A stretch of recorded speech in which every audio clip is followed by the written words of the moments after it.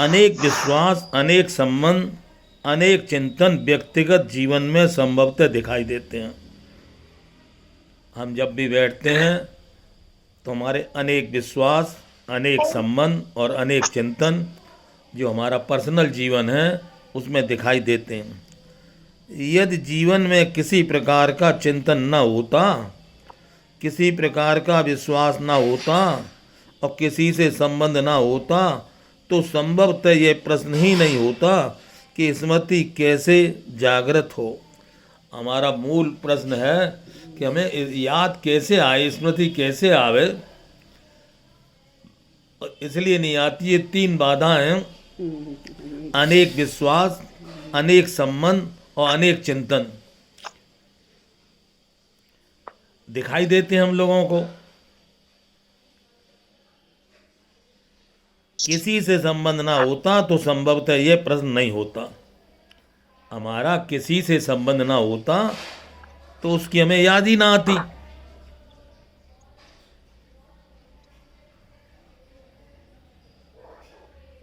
स्मृति कैसे जागृत हो, अब हमें लगा है कि हमारा नष्टो मामो, मोह कैसे नाश हो और स्मृति लब्धा, हमें स्मृति कैसे याद आवे।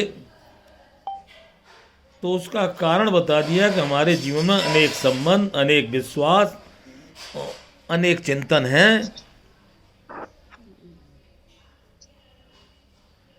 तो अब प्रश्न हो जाता है कि स्मृति के जगाने का प्रश्न ही तब हुआ जबकि जीवन में अनेक चिंतन होते हैं, ना चाहने पर भी होते हैं। हम नहीं चाहते हैं कि वो चिंतन हो, लेकिन हमारे बगैर किए होता है। तो 11वां नियम क्या है?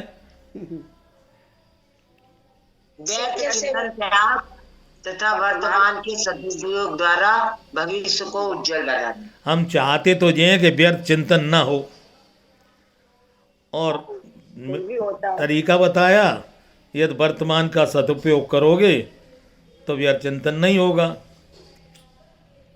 भविष्य उज्जवल हो जाएगा। उनसे कभी हम सुख लेते हैं और कभी उनसे भयभीत होते हैं। जब हमारे संबंध, विश्वास अनेकों से हो गए तो कभी कभी हमें बड़ा भय लगता है और कभी बड़ा अच्छा लगता है कि ये अच्छी बात याद आ गई। इससे ये सिद्ध होता है कि हमारी आप सबकी जो मांग है, जो आवश्यकता है, उसकी स्मृति यदि जग जाती तो अनेक संतन मिट जाते। यदि हमें याद आ जाती, स्मृति आ जाती, तो हमारे अनेक चिंतन मिट जाते, अनेक संबंध छूट जाते, अनेक विश्वास जीवन में छूट जाता। अब हमारे अनेक संबंध हो गए हैं, अनेक चिंतन हो गए हैं, तो इनसे हम बचना चाहते हैं। हम नहीं चाहते हैं कि हम एकांत में बैठें तो हमारे जीवन में व्यर्थ चिंतन हो, और ये बहुत बड़ी समस्या है। ये हमारे जीवन में बहुत बड़ी समस्या। हम नहीं चाहते हैं कि किसी प्रकार का व्यर्थ चिंतन हमारे जीवन में आवे। तो उससे बचने का उपाय है कि हम कैसे बचें। तो मानव दर्शन में बताता है कि तुम्हारे बगैर करे जो कुछ हो रहा है, हमारे बगैर करे जो कुछ हो रहा है, और हम चाहते हैं ये ना हो, तो हम उससे बचना चाहते हैं। तो यहाँ उसका तरीका बताया जाता है कि यदि तुम उससे बचना चाहते हो तो हमारे बगैर करे हो रहा है, इसलिए होने दो उसना, तुम्हें उसकी चिंता क्यों है। उसका सहयोग मत करो, उसका समर्थन मत करो, उससे लड़ो मत। वो हो तो इसलिए रहा है कि वो अंदर जमा था, वो निकलना चाहता है, लेकिन हम भयभीत होते हैं, हम उससे भयभीत होते हैं। इससे यह सिद्ध होता है कि हमारी सबकी जो मांग है, जो आवश्यकता है, उसकी स्मृति यदि जग जाती तो अनेक चिंतन मिट जाते, अनेक संबंध टूट जाते, अनेक विश्वास गल जाते, केवल हमें स्मृति जग जाती। तो वो स्मृति का सहज तरीका क्या है कि वो स्मृति हम जग जाए? तो वास्तव में उसके लिए कुछ हमें करना नहीं होता।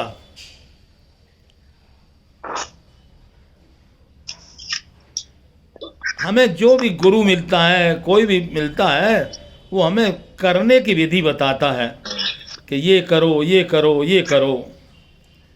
यहाँ कहा जाता करो नहीं, अब मरो। करना नहीं है। करने के नाम से तो कभी दिक्कत में बैठे हो तो उस समय यही बात याद करना, करना था सो कर लिया, करना ना कुछ अवशेष है, जानना था सो जान लिया, जान लिया, मानना था सो मान लिया। महायात्रा पूरी हुई है। अरे भाई 50 के हो गए, 55 के हो गए, 60 के हो गए, हाँ, एक अभी तो यात्रा पूरी होने जा रही है पूरी और समस्या हल नहीं हुई है। तो उस समस्या को हल करने के लिए इसमें हमारी कोई भूल नहीं है, कोई गलती नहीं है। भाई बचपन से थे, अनेकों से संबंध हो गए, अनेकों में विश्वास भी हो गया और उन्हीं अनेकों का चिंतन होता है। अब वो जो होता है और उसमें हम चाहते नहीं कि ये हो, तो उसे भयभीत मत हो, डरो मत। हो रहा है तो होने दो, उसका सहयोग मत करो, उसका समर्थन मत करो और उससे लड़ो मत, क्या यार ये क्यों हो रहा है। असलियत में जीवन पूरा हो चुका है। जैसे फोड़ा पक गया है तो पके फोड़े में से मवाद बाहर निकलना चाहती है। जीवन पूरा हो गया है और अपने घर जाना की तैयारी हो गई है, तो हम ये चाहते हैं ये साफ सफाई हमारी हो जाए। हम चाहते जे हैं, तो जो ये हम चाहते हैं कि हमारी साफ सफाई हो जाए, तो उसी के तरीके के लिए हम बैठे हैं। तो उसके लिए अभी नियम बोला था ना कि व्यर्थ चिंतन त्याग। हमारे जीवन में जो व्यर्थ का चिंतन होता है, ना चाहते हुए होता है। हाँ, सही बात है। हम बैठे तो सत्संग में हैं, गुरु की वाणी चल रही है, लेकिन हम उस वाणी में नहीं हैं, हम कहीं और हैं। चिंतन सचेत गुरु मिले तो तुमसे पूछे क्या सुना तुमने, बताओ। अभी तुमने क्या सुना? कि अनेक संबंध, अनेक चिंतन और अनेक विश्वास, एक सम ये हमारे जीवन में उसमें पड़ गए बचपन से हो गए हैं। तो उनसे समर्थन नहीं करना है। और हमें उस चीज की याद नहीं आ रही है जो हमें अपने घर जाने का रास्ता, वो रास्ता हमको समझ में नहीं आ रहा है कि हम अपने घर कैसे जाएं। क्योंकि आए हैं रिटर्न टिकट लेके, जाना तो हमको है, हाँ, तो हम चाहते हैं कि साफ सफाई होकर जाएं, कोई बाधा ना आवे। तो सबसे बड़ी बाधा जो आती है वो व्यर्थ चिंतन आते हैं। किसका आता है याद आती। व्यर्थ चिंतन? किसका आता है? उन्हीं का आता है जिससे हमारा संबंध है। सब बंद होता है। हाँ। उन्हीं का आता है जिसका हमने चिंतन किया है, और उन्हीं का आता है जिसमें हमारा विश्वास हो गया है। और समस्या हमारी ये है कि हम इससे बचें कैसे, चिंतन से, संबंध से और विश्वास से। यदि हमारा सही विश्वास हो जाए, सही संबंध हो जाए और सही चिंतन हो, तो उसको कहते हैं सार्थक चिंतन। हो रहा है व्यर्थ चिंतन और हम चाहते हो सार्थक चिंतन, हाँ तो हमारी समस्या है हमारे जीवन में वो चिंतन हो। तो क्या चिंतन हम चाहते हैं? बोले आजकल राम मंदिर बन रहा है ना, तो राम राम का चिंतन होना चाहिए। हम अंदर से चाहते हैं हमें भगवान का चिंतन होना चाहिए, राम राम का चिंतन होना चाहिए। तो राम चिंतन से राम का नाम बड़ा है कि राम का चिंतन बड़ा है? राम से नाम नाम राम से राम का नाम। राम का नाम बड़ा है हाँ और चिंतन हमें राम का हो रहा है।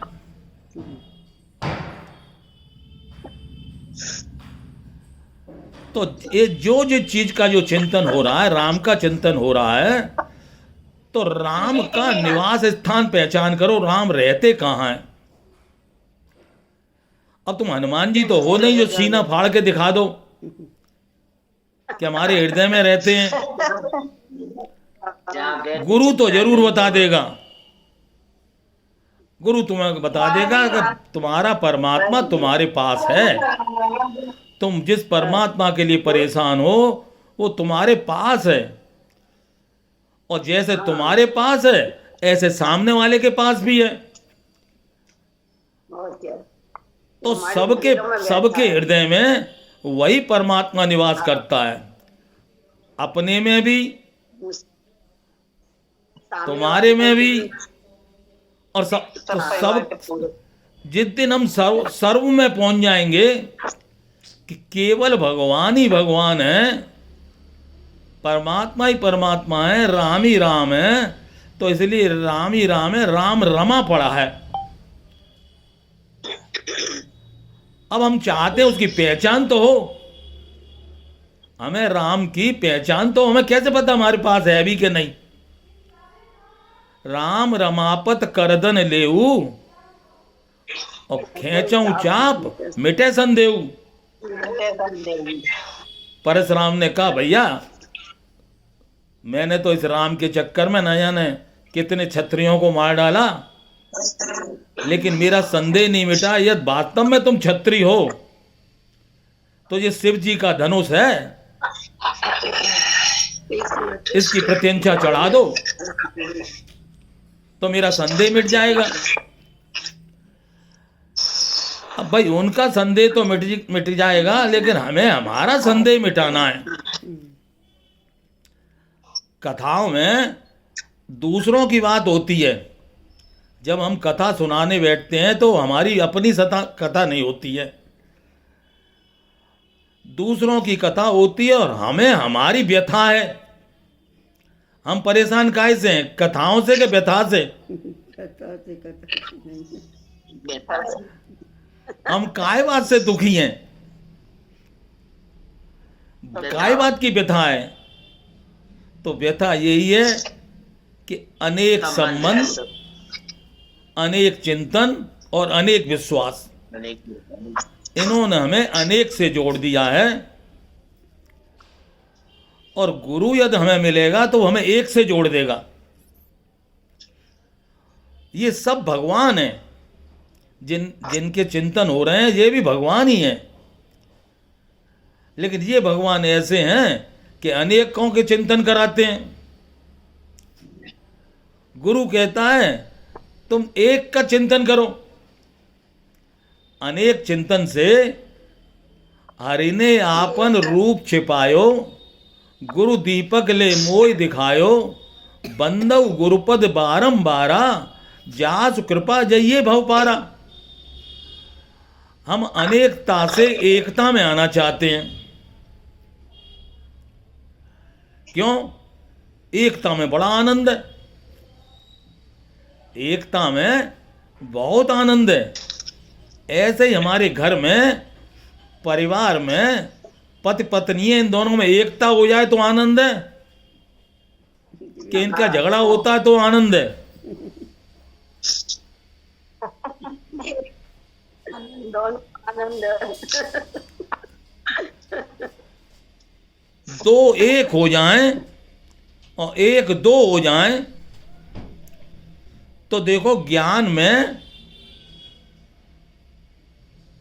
दो एक होते हैं और प्रेम में दो एक होते हैं। एक दो होती है। एक दो हैं, वो एक हो जाएं। हमारी समस्या, हम दो हैं, पति पत्नी हैं, एक हो जाएं। और वास्तव में राधा कृष्ण क्या दो हैं कि एक हैं? एक हैं। तो क्यों है एक हैं? बोले इनमें प्रेम है। अब हमें ज्ञान हो जाए कि हम दो नहीं हैं, एक हैं। ज्ञान में दो एक हैं और प्रेम में एक दो हैं।